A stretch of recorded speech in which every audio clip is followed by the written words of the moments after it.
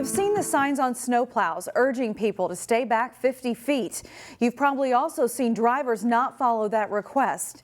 Delane Cleveland shares this story of why one snowplow driver requests people to steer clear. For more than 20 years, this one's the dump. This dump's the box, okay? Andy Kramer has been one of Minnesota's unsung heroes.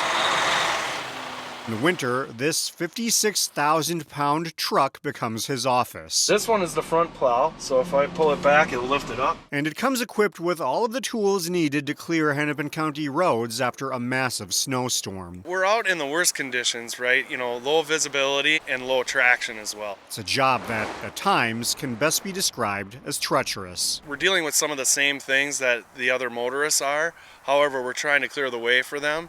And there's certain things that we need to do, such as going slow. Yet every single time Kramer and his fellow plow drivers go out to clear the roads, they encounter people driving dangerously. On every call out, I'll hear one truck saying to another, watch out on your left, watch out on your left, they're trying to pass you. His basic message to people is that it's never safe to pass a plow truck.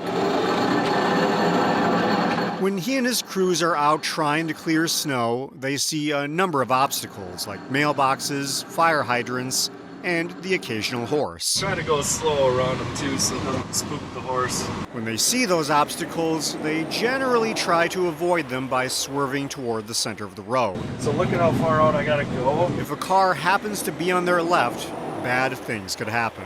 I had a car pull out as I was going out to avoid a mailbox and almost pushed them into the ditch. At that point, I cannot slow down fast enough to let them even by because I'm already over in that lane. We're much wider than the lane actually is. They're taking a huge risk and it's not worth it. Being stuck behind a plow may seem inconvenient, but Kramer says it's the safest place to be when they're out doing their work. This truck weighs around 56,000 pounds.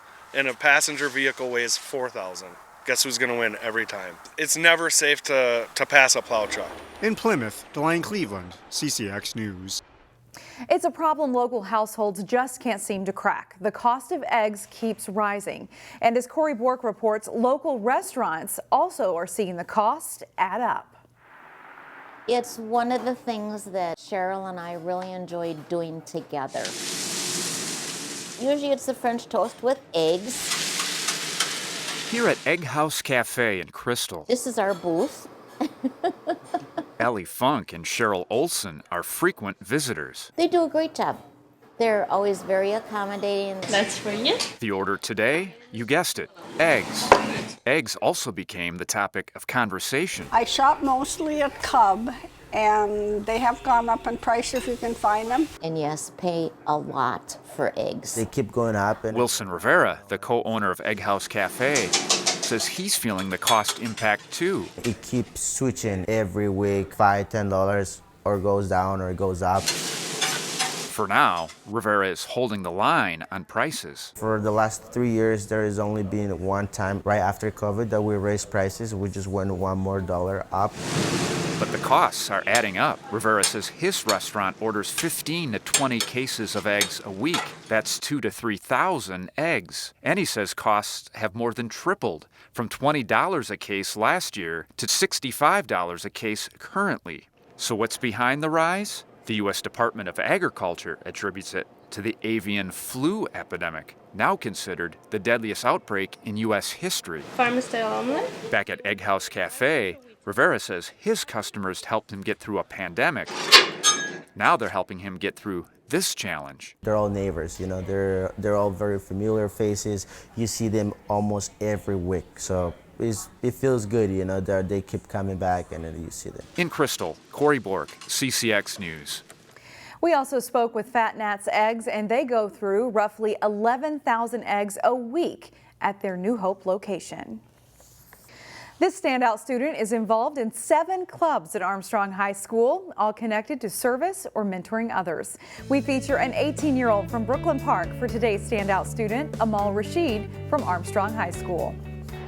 4 days left, and then we're halfway through senior year. The semester is winding down at Armstrong High School. This is our handy-dandy GPA calculator cheat sheet. And students are double checking what they need to get the grade they want. I want you to know where you're at going into Friday, which is end of semester. But in this college prep class, there's one student who seems pretty unfazed. Yeah, it was a pretty quick lesson. Because 18-year-old Amal Rashid knows she's in good shape. This senior has a high GPA, is in advanced classes, and is involved in several organizations here at Armstrong. I think I just kind of want to take advantage of the high school experience because you can only do it once. So I wanted to just kind of see what I like. Amal has discovered she can manage her time here in class and in service organizations. It can get kind of hard sometimes just with procrastination, but I try to just manage my time as best as possible. Is Yesenia gone, Mabel? Teachers say Amal is simply the kind of student you'd like to see more often. She's just a joy to have in class. She's a hard worker, dedicated, driven. She really knows what she wants, and she just goes out there and gets it. And like her sweatshirt indicates, she's considering the University of Minnesota for what's next. She's the type of student where she will be successful no matter what she puts her minds to, and I look forward to seeing the great things she does in the future. Amal is thinking about majoring in either psychology or special education. In Maple Grove, the warm temperatures didn't put a damper on the city's Crokicurl Rink. The Crokicurl Rink is in Central Park in Maple Grove, and this is the second year that it's been created. It's a game imported from Canada, and it's adapted from a board game, but it's also a lot like curling. The game is free to the public, and the city's Park and Recreation Department have rocks and rules available on site.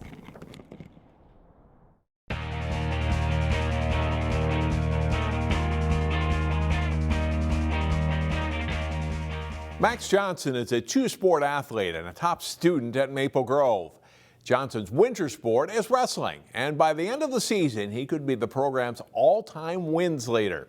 Here's Jason Malillo with our CCX Sports Spotlight. Max Johnson started wrestling when he was about 5 years old. I think I just liked roughhousing with my friends. You kind of get to go there and play rough, beat people up a little bit, and just kind of roll around, so I like that. Though far removed from being that hyper little boy, Johnson is still on the mat and one of the best wrestlers in the state at 145 pounds. He's very confident, not cocky, but very confident in his abilities and knows what he can do. You got to have a love for it. You got to want to be here every day. You got to want to push yourself. You got to want to outwork yourself every day to be able to reach those goals. Last year, Johnson made a somewhat unexpected run at the state meet. I wrestled really hard and really physical, and I was just able to shut a lot of kids down that I had a lot of respect for.